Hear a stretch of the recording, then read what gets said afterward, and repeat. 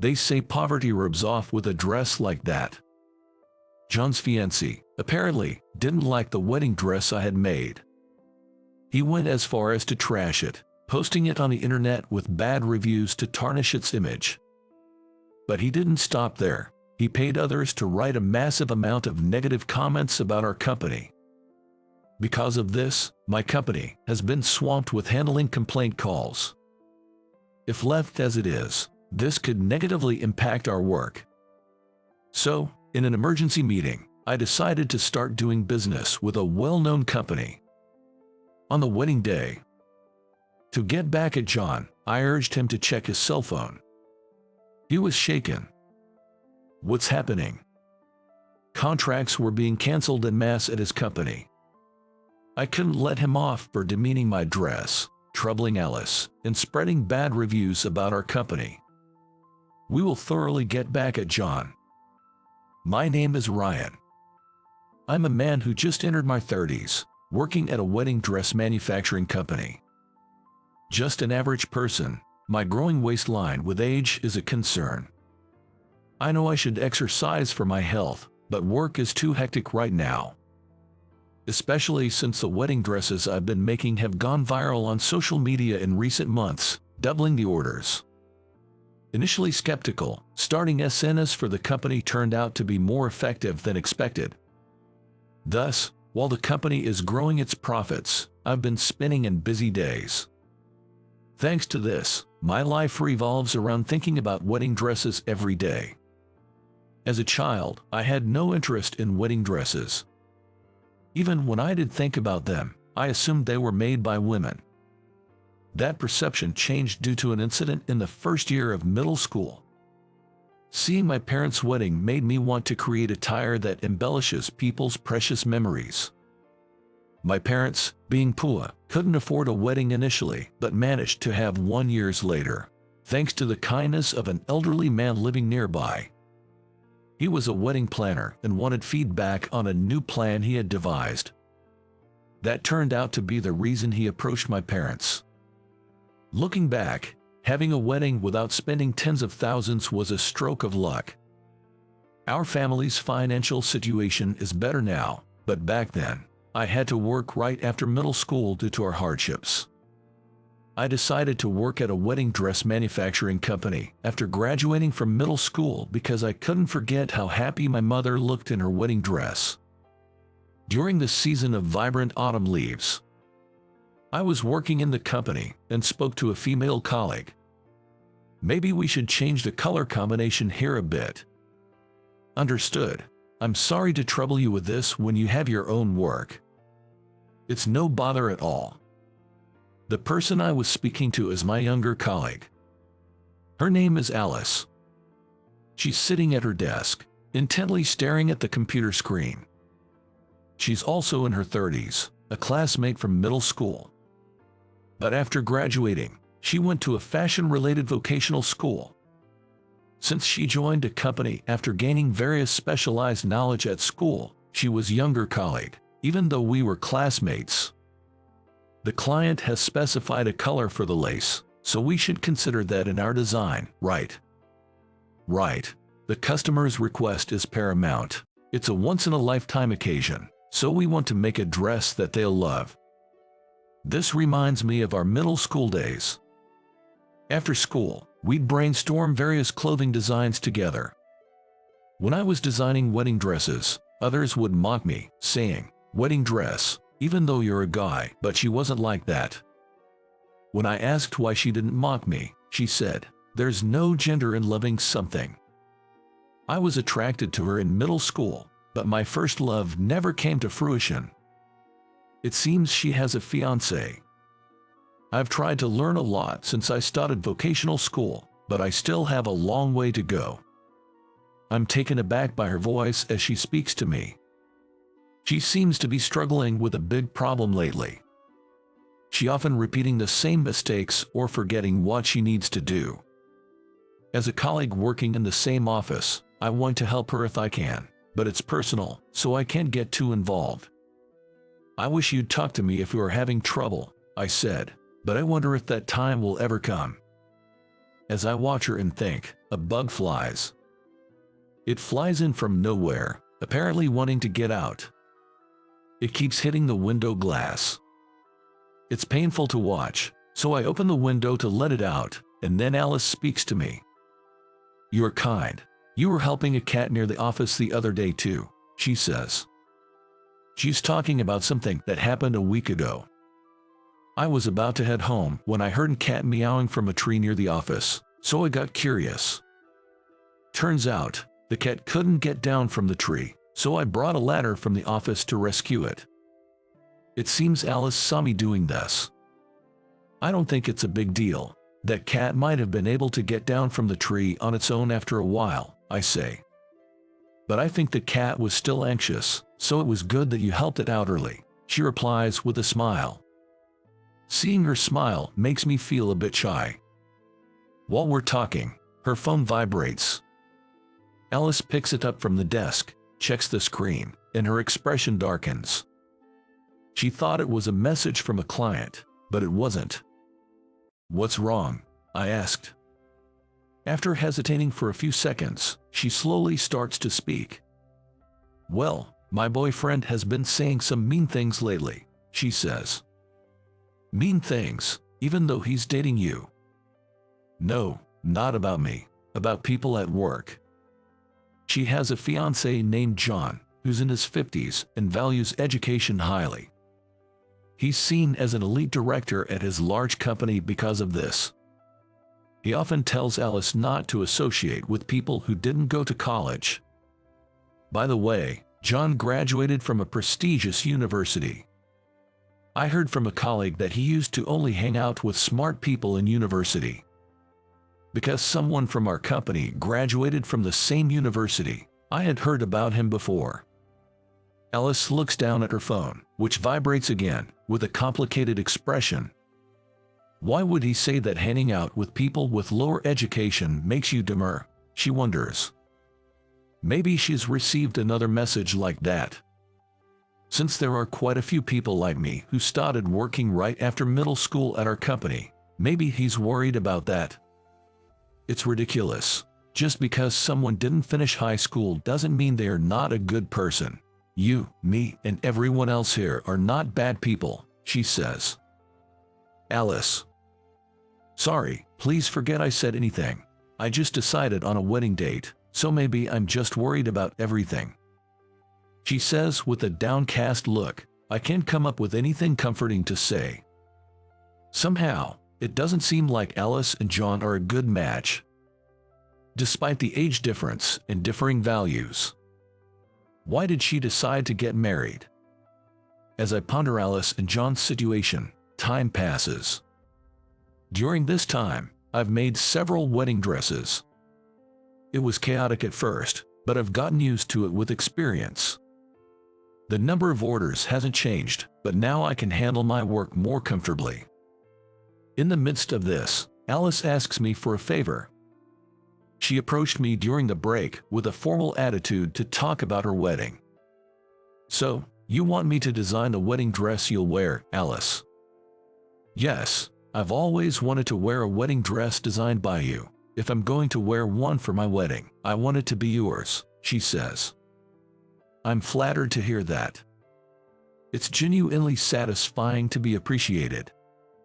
The responsibility of contributing to such an important moment in my classmate's life is a big pressure, but it also motivates me. However, I wonder if she has discussed this with her fiancé, John. It seems Alice read my expression. I've talked it over with John, and he agreed to let me decide if I'm so willing, she says. If he's okay with it, then. Alice genuinely wanted to wear a dress I designed, but there seemed to be another motive. I didn't want him to keep looking down on people from our workplace. I thought if he saw a beautiful dress, he might change his mind, she explains. So that's why you asked me to design it, I see, I said. When Alice reached out and grabbed my hand, I couldn't help but feel a jolt of surprise. It reminds me of the innocent feelings I had for my first love in school. Of course, I'll pay for it. Could you please design it? She asks hesitantly. But I wanted to do everything. not just the design. I believe the best results come from one person handling the entire process, and I wanted to do everything I could for her. No, I'll take care of everything. You're my friend, and I've been looking out for you. I want you to wear something truly special, I insist. But I think your modesty is a virtue, but is not what you need right now. This is an important moment in your life. You shouldn't have any regrets, I told her. Alice has always been like this. Choosing the cheapest item even when I offered to treat her, or only taking one piece of candy when she could have taken 10. Just because she didn't want to take away from others. There's no need to hold back for your wedding. It's once in a lifetime, I said. You're right. Could I ask you to do it, Ryan? I confidently assure her, you can count on me, tapping my chest. It's an honor to contribute to the start of my dear friend's new life. I should be the one thanking you, I said. Thank you so much, Ryan, she replied. So, from that day, in addition to my regular work, I started on Alice's wedding dress. Though it was challenging, the motivation was different because I knew the person who would wear it. Creating something for someone I know felt fresh since I had never experienced it before. Completing this wedding dress would teach me a lot for my future work. But at that time, I didn't know. Alice was enduring a lot for a marriage she didn't want. And I didn't realize she didn't eat much during breaks. That day, she went home and had a long talk with John about the wedding. Later, I heard John didn't want to invite us, her colleagues, to the wedding.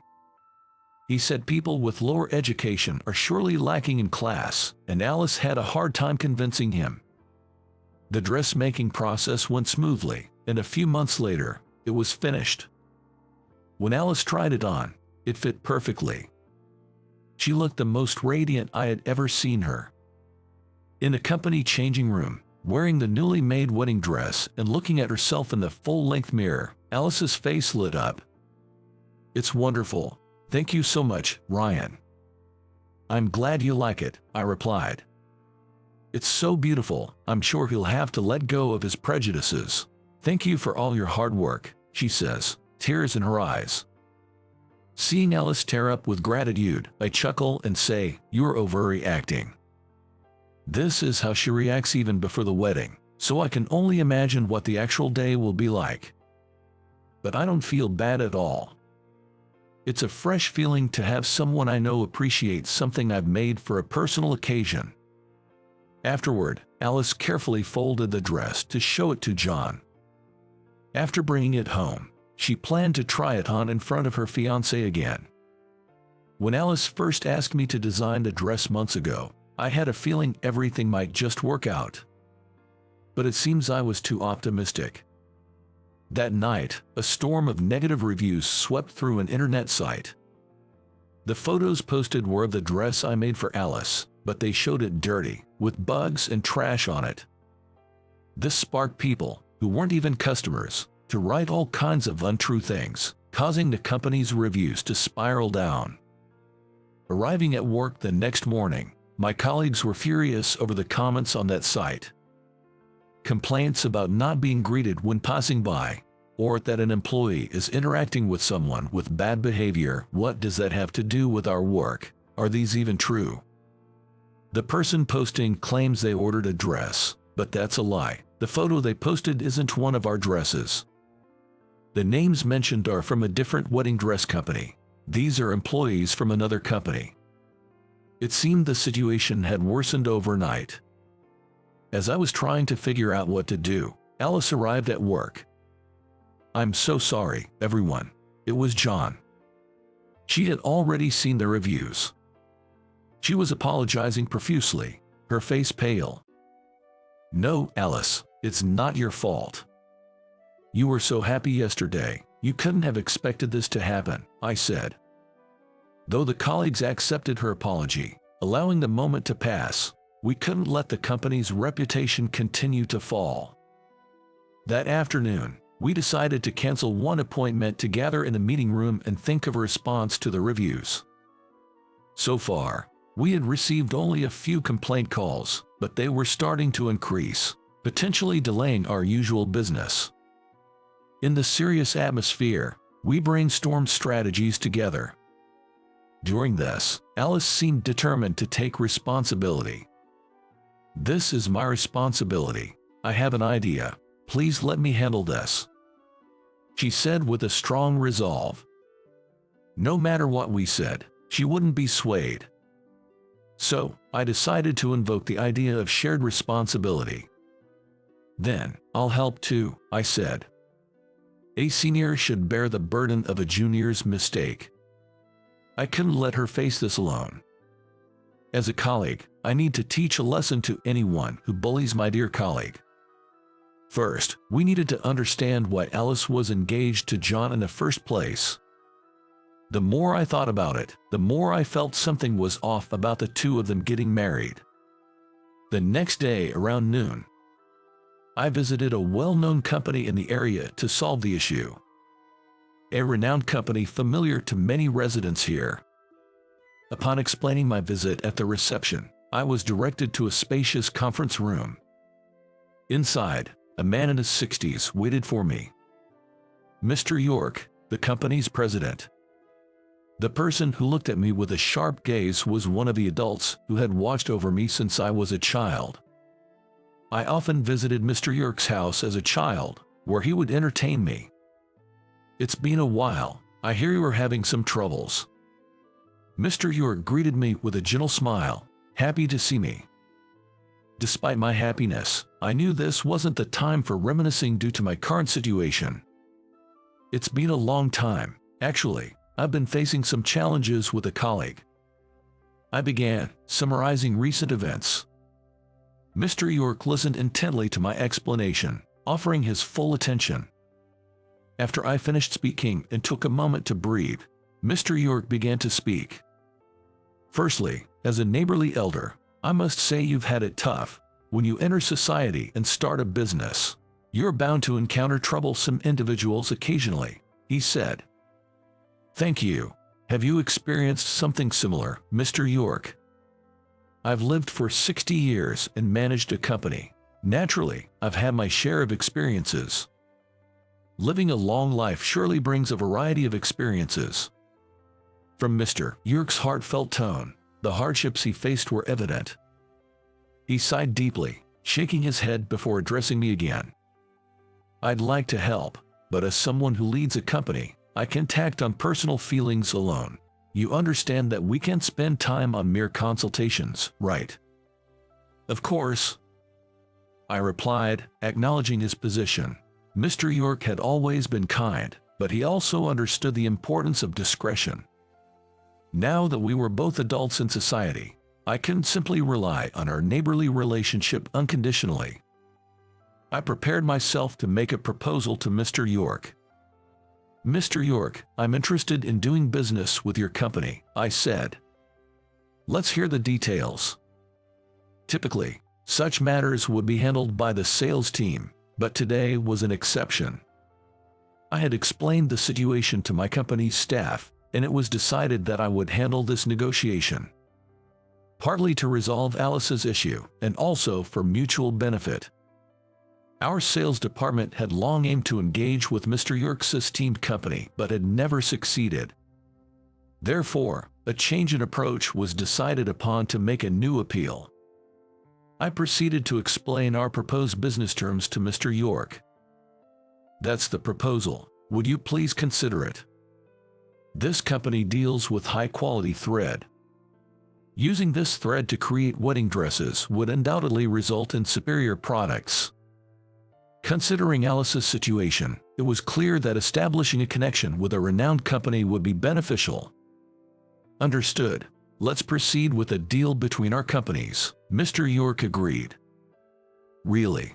Thank you."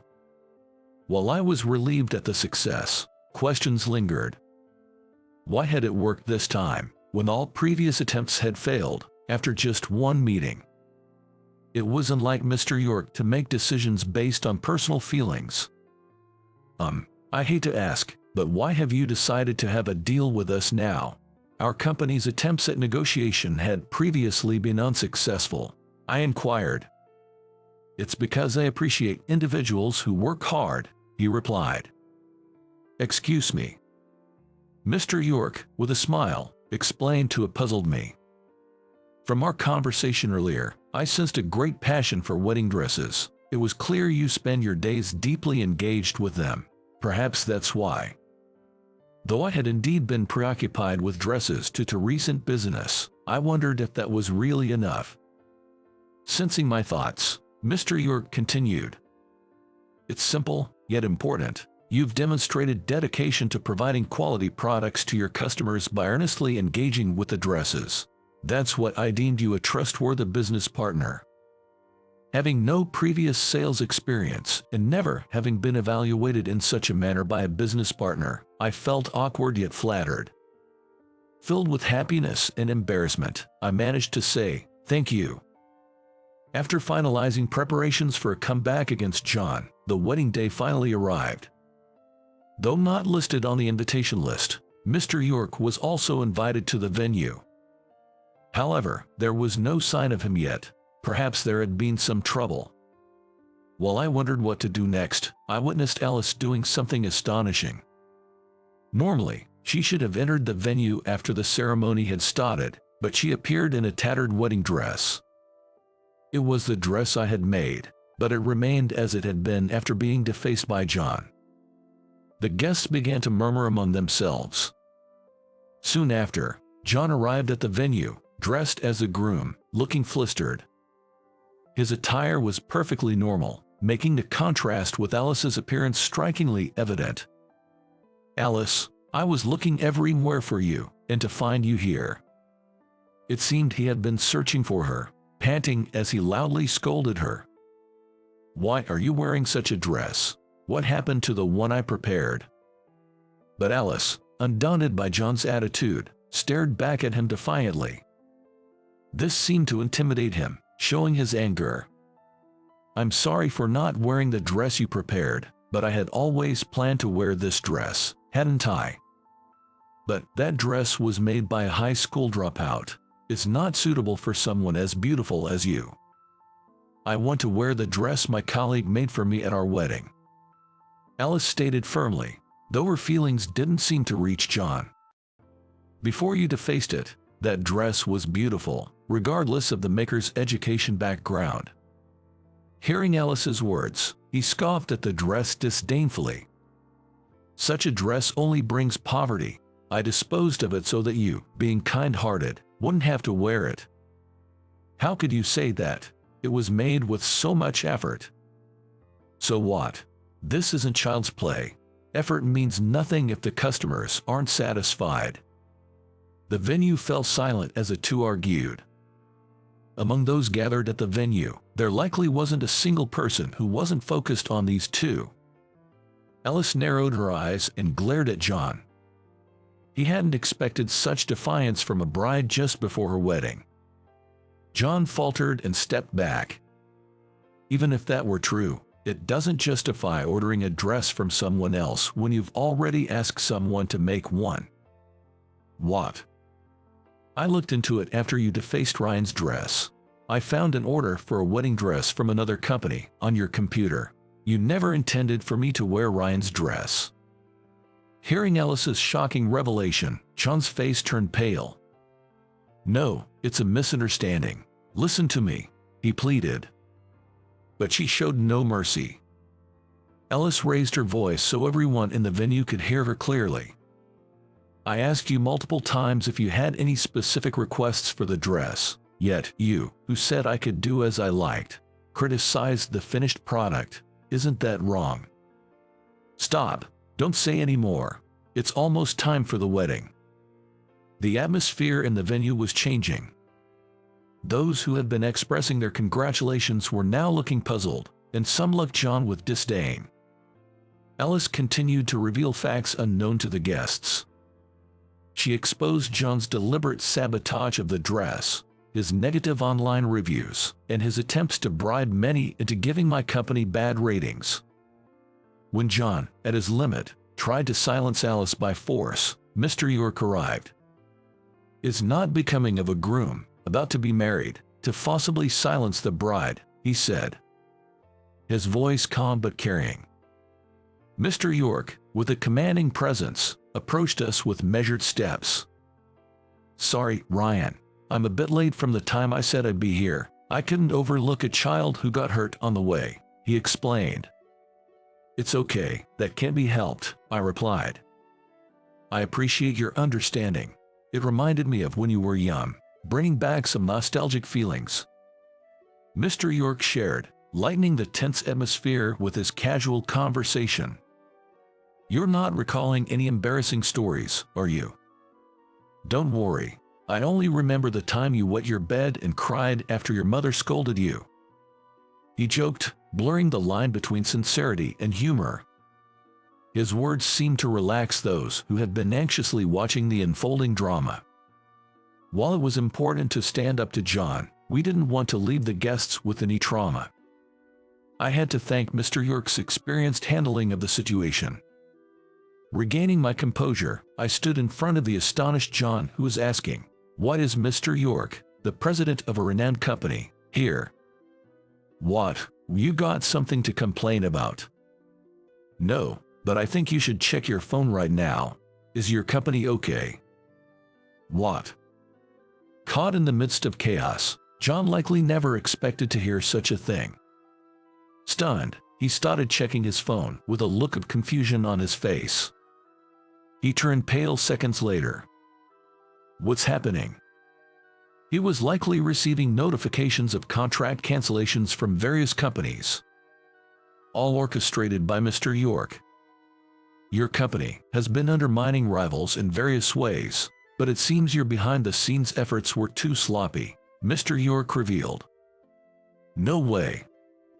I felt bad for the victims, so I meddled a bit. Though, for you, it might not seem like much. Just an old man conducting some investigations and sharing the results with those affected by unjust bad reviews. Mr. York's company excels at monitoring the movements of other companies. Perhaps this is influenced by his own belief that he possesses no special talents. Claiming no knack for trends or business opportunities, he is compensated for his shortcomings by scrutinizing the actions of other companies. Maybe that's why he's so concerned about young people who are struggling despite lacking talent. Mr. York fixed his gaze on John as if testing him. Well, what will you do? Had John sincerely apologized there, Mr. York probably would have forgiven him. Alice, though not marrying John, would likely not have grown to dislike him any more than she already did. But clad in his groom's attire, John chose not to do so. He twisted his face in anger and rebuked Alice. It's your fault. You're the one who went crying to Mr. York. Do you never consider reflecting on your actions, John? I'm not wrong, am I? What's wrong with taking down a rival? After all, in this world, whoever takes advantage of someone wins. Working hard only makes you a fool. Overwhelmed by anger, John seemed to have lost himself. As he advanced on Alice, I intervened to stop him. I shouldn't have engaged myself to someone like you. How can you say that? Don't you love Alice? Love her? If I knew she was such a nasty person, I wouldn't have dated her. His abusive words were unbearable. I didn't want to leave him there any longer. If I had known it would come to this, I wouldn't have cornered your parents' company. Then I remembered the story Alice had told me after our meeting in the conference room. Her parents ran a company that suddenly started receiving bad press. It seems John reached out to help Alice and her family then. That was the reason they started dating, but the initial cause was unimaginable. I thought if I did you a favor, you'd easily fall for it. I was deceived. I didn't know you'd be such a hassle. I couldn't stand to listen any longer. I grabbed John's hand, trying to drag him out of the venue. Don't hurt her anymore. The situation you're in isn't anyone else's fault but your own doing. John resisted, trying not to be thrown out, but then Mr. York roared. Enough with the poor Grace. A loud voice that seemed to come from his gut made the air tremble. The voice echoed throughout the venue, making even someone who hadn't done anything wrong like me want to shrink away.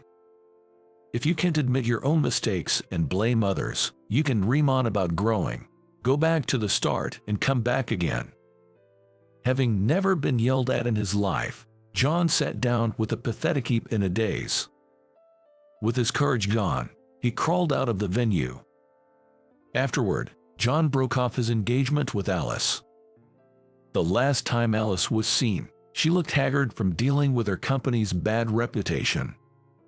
It seems the wedding incident had long-lasting effects, and a year later, John's company went bankrupt. Having lost his job, he moved back to his rural hometown and rarely went outside. Rumor has it, he spends his days feeling small and insignificant. Meanwhile, we began trading with Mr. Yerk's company. We were able to offer even higher quality dresses. With more work coming in, we became busy again but managed to get by with new hires. Alice, carrying a big trauma from her relationship with John, gradually started to regain her energy. Lately, she's been showing more smiles, and it seems like her heart's wounds might fully heal sooner rather than later. If she decides to have a wedding, I'd like to make her dress. Assuming she agrees. If I said I was your first love, would you date me? What? Just kidding. Please continue to support me. Yes. Become a dependable colleague and help me with work. At that time, I couldn't have imagined that a few years later, she and I would get married. And she would wear a wedding dress as my wife.